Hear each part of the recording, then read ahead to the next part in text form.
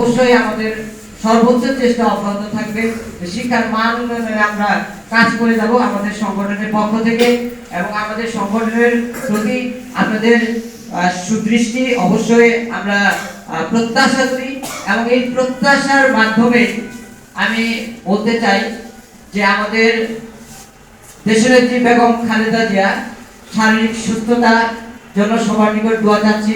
আমাদের ভারপ্রাপ্ত চেয়ারম্যান, বাংলাদেশ জাতীয়তাবাদী দলের ভারপ্রাপ্ত চেয়ারম্যান, আগামী দিনে রাষ্ট্রনায়ক জনাব তারেক রহমানের সর্বাঙ্গীন মঙ্গল কামনার জন্য সবার নিকট দোয়া চাইছি।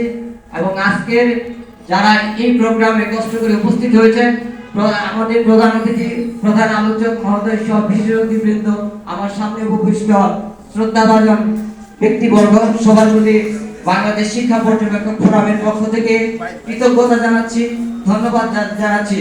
সবশেষে সবাইকে সালাম জানিয়ে আমি আমার বক্তব্য শেষ করছি। বাংলাদেশ জিন্দাবাদ, বাংলাদেশ জাতীয়তাবাদী দল জিন্দাবাদ, শহীদ জিয়া অমর হোক, দেশনেত্রী বেগম খালেদা জিয়া জিন্দাবাদ। সবাইকে ধন্যবাদ।